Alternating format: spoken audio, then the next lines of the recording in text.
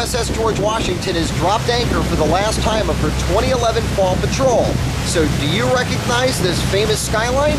Liberty Call, Liberty Call. Welcome to Hong Kong. Honey, I'd love to get you on a slow boat to China. And that's exactly where we begin this adventure, on a very slow boat to China. It's a 45-minute ride from the ship to Hong Kong. A perfect time to ask my salty Liberty buddy Dave about this port. Ever been to Hong Kong before? Yes, about 7 times. What's your favorite thing to do in Hong Kong? My favorite thing to do in Hong Kong is eat and drink. I can tell.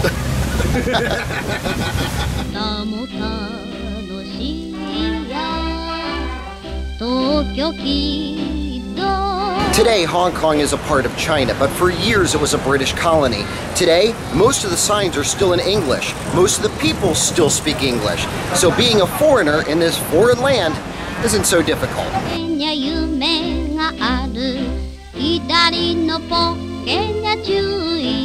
Along the streets, you'll find it all, just by doing a little window shopping. Did you get a good deal on that perfume?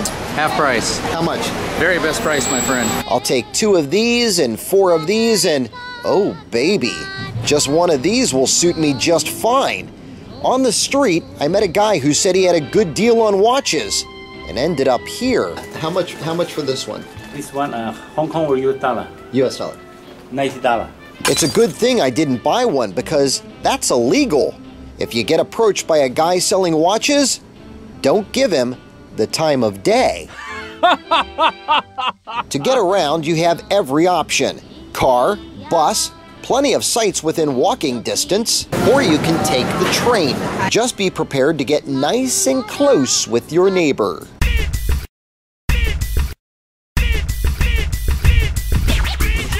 If you don't know where to go, just ask one of the friendly locals. So where would you recommend a good place to eat? Oy vey, there's a Panda Express down the street. Try the orange chicken.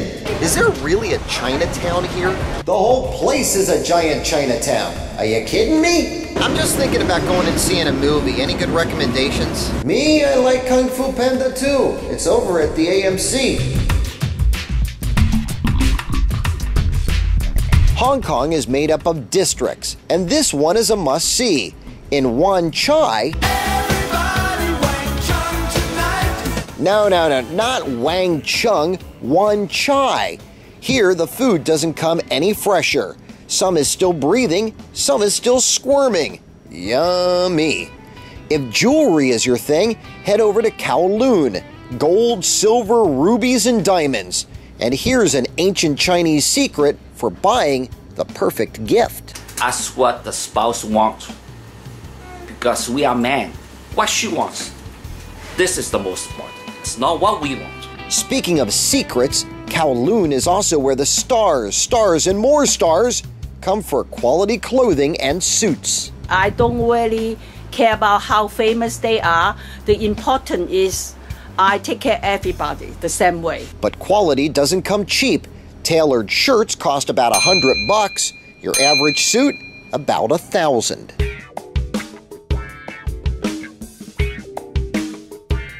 Okay, you've spent all your money, you've eaten all the food.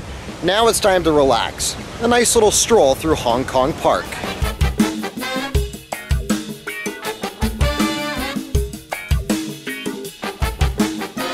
And now that I'm feeling refreshed, it's off to Victoria Park to check out the best view in all of Hong Kong.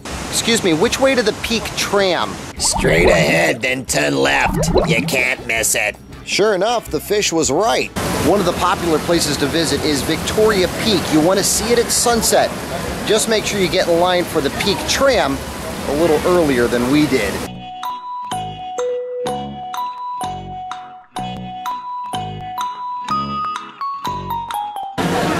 "50 minutes later, almost there." And while it took a long time standing in line to get here, the view is definitely worth it. Hong Kong has one of the world's most amazing skylines, with buildings that actually put on a light show as the sun goes down.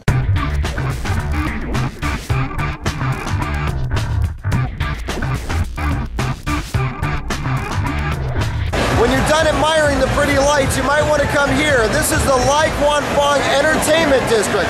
Lots of bars, lots of nightclubs, lots of loud music. It's not Pattaya Beach, but it's not bad.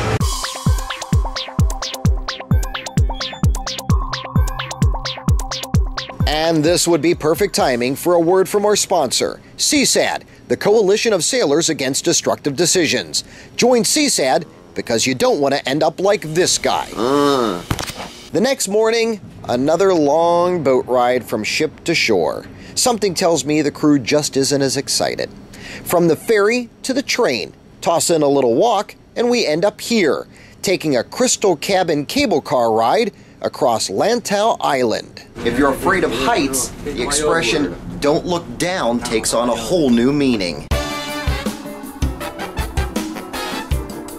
Nearly 6 kilometers later, roughly a 30-minute ride, we arrive. This is the home of the world's largest sitting Buddha. And to visit him, you have to climb, and climb, and climb, and climb some more.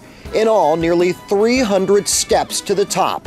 I've always been amazed by the age of these shrines, some dating back hundreds of years. So it was a little disappointing to learn this big Buddha was built in 1993. While I was up top, the Buddha whispered some words of wisdom into my ears.